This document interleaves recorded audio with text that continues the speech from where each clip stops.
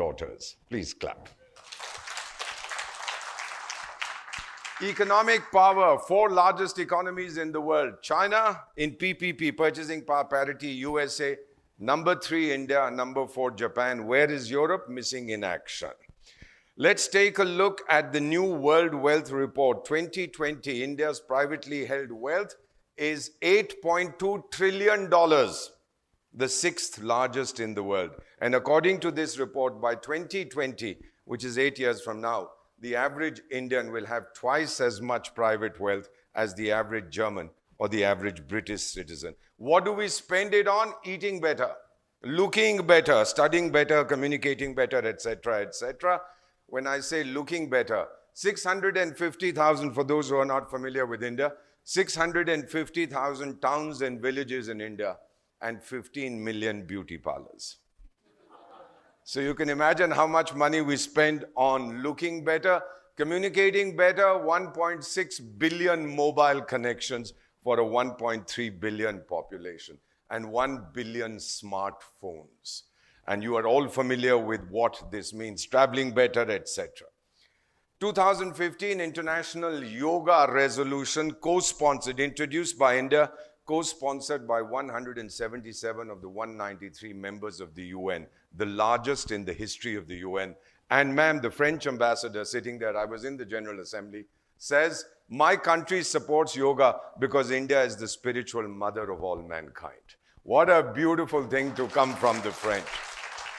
In Yemen, when there was a civil war, we were asked to evacuate our nationals. All other countries were told, you can't come in to evacuate your nationals, only the Indian military. We trust them.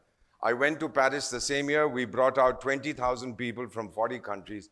The immigration officer at Charles de Gaulle Airport sees my passport and says, you're an ambassador of India. I said, yes, I am. He said, well, you brought out 500 Frenchmen from Yemen. I said, if we made a mistake, we'll take them back. He says, no, sir. He gets up and salutes me and says, thank you, India. This is the new India that we are talking about. 1969, I don't know if any of you remembers, you're not old enough, but we were invited to the founding conference of the Organization of Islamic Cooperation. When we got there, we were not allowed into the hall. We had been invited. We were booted out. We were thrown out. Water and electricity in our hotel was switched off. India did not have the strength to retaliate, ladies and gentlemen. 50th founding anniversary of the OIC last year. Who do you think is the guest of honor? Your country, India. So the military rebalancing today, take a look at this. The most powerful militaries. None of these are my figures. These are all UN, various agency figures. Most powerful USA spend a lot of money. Second, Russia. Third, China. Fourth is India. Where is Europe? Still missing in action. Result of these tectonic changes, 15% of the world that rule the other 85%, they don't know what is happening. The biggest disease in the developed world, ladies and gentlemen, is depression and loneliness. Britain even has a minister for loneliness. And they are training young people. They say they have 9 million lonely citizens. They are training people to be companions. I sent my photograph saying, these are all rich widows. I would love to be their companion. Then they responded to me, yes, we are lonely, but we are not that lonely. So we have depression, loneliness, while India is bubbling with self-confidence and energy. Thank you, we'll handle it ourselves. 2004 tsunami, Kashmir earthquake, Sikkim earthquake, Kedarnath floods, whatever. Not $1 we take from anybody now. We do it all ourselves. In fact, we help other countries in this. Just one humiliation. My colleagues, my friends from France, ladies and gentlemen, I don't think you know what hunger is. Ask me. 65, we fought a war. The rains didn't come. 66, the rains didn't come. Mrs. Gandhi, the then Prime Minister, went to the US to beg for food. New York Times wrote, new Indian leader comes begging. She came back and she said, never again will we beg. And we were told, don't eat on Mondays. I have slept hungry throughout 1966.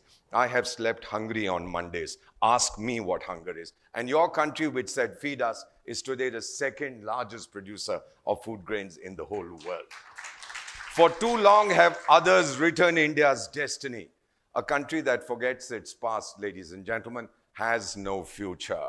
We remember our past. We made mistakes, but never again. I have spoken to over 7 million kids in India. And the promise they make me that they will write India's destiny themselves, not allowing anyone else to write. I touch my ears. I ask God to forgive me.